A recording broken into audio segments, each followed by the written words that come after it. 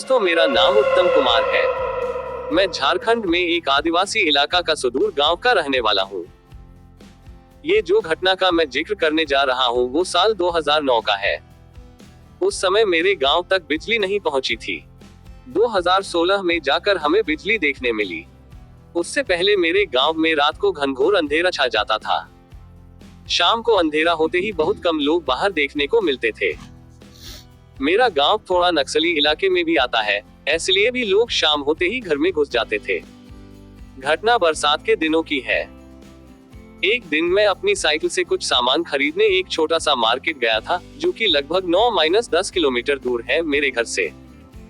सामान खरीदते खरीदते पता ही नहीं चला कि कब अंधेरा हो गया। अंधेरा होते ही बारिश भी शुरू हो गया। ऐसा बारिश था जो कि रुकने का नाम ही नहीं ले रहा था। बारिश के चलते मुझे दुकान के सामने रुकना पड़ा। रात को करीब 9.30-10 हो गए थे। उस समय बारिश थोड़ी कमी लेकिन थमी नहीं थी। जब तक पूरी तरह बारिश ना रुके मैं जा भी नहीं सकता था, इसीलिए मजबूरी में मुझे रुकना पड़ रहा था। लगभग 10 बजे मार्केट पूरा सुनसान हो रहा था।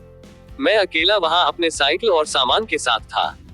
फिर रात को करीब 10.30 बजे बारिश पूरी तरह रुक गई।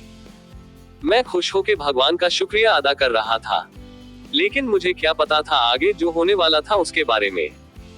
बारिश रुकते ही मैं घर जाने लगा था, लेकिन कीचड़ और पत्थर के कारण मैं ज्यादा स्पीड से नहीं जा पा रहा था। ऊपर से एक हाथ से टॉर्च लाइट और एक हाथ में हैंडल। कुछ देर जाते ही मेरी नसीब मुझे दगा दे गई। लगभग 1-2 किलोमीटर के बाद मेरी साइकिल का टायर फट गया। मेरे पास कोई और चारा नहीं था सिवाय साइकिल और सामान को ठेलकर जाने के अलावा। बरसात के दिनों में रात के करीब 11.30 हो गए थे, जो कि काफी डरावने होते हैं। मुझे भी बहुत डर लग रहा था और मुझे अभी भी 5-6 किलोमीटर पैदल घर जाना था। गांव पहुंचने में करीब 2-3 किलोमीटर बाकी था और टाइम करीब 12-12.30 हो रहा था। उस समय मुझे कुछ बारात में बजने वाले बैंड की आवाज सुनाई दिया। मैं खुश हो गया और सोचने लगा चलो लोग हैं इधर और ऊपर से बाराती। मेरा डर खत्म होने लगा था। जैसे जैसे मैं करीब जा रहा था मुझे आवाज जोर से सुनाई दे रहा था। मैं खुशी से जा रहा था, लेकिन ये जो खुशी थी वो डर में बदलने वाली थी, मुझे जरा सा भी अंदाजा नहीं था। जैसे ही मैंने करीब पहुंचा जो मैंने देखा उसे देखकर मेरे पैरों तले जमीन खिसक गई।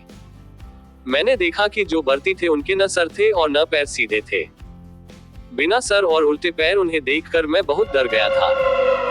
मैं इतना डर गया कि मैंने साइकिल और सामान छोड़ के जोर से अपने गांव तरफ भागने लगा। 2 किलोमीटर का रास्ता मैंने 10-15 मिनट में तय कर लिया था। घर पहुंचते ही मैंने माँ और अपने पिताजी को सब बताया। वे भी सुन के हैरान हो गए।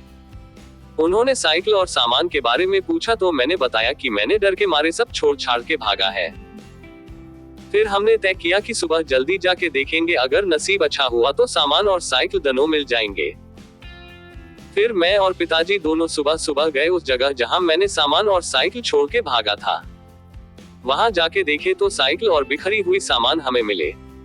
फिर पिताजी ने पूछा, कहाँ तुमने वो बिना सर और उल्टे पैर वाले भूतों को देखा था? मैं वहां पर उनको ले गया तो वहां पर हमें कुछ बड़े बड़े पैरों के निशान मिले। फिर हम लोग साइकिल को लेके घर आ गए। उस रात मेरी नसीब अच्छी थी कि मैं बच गया।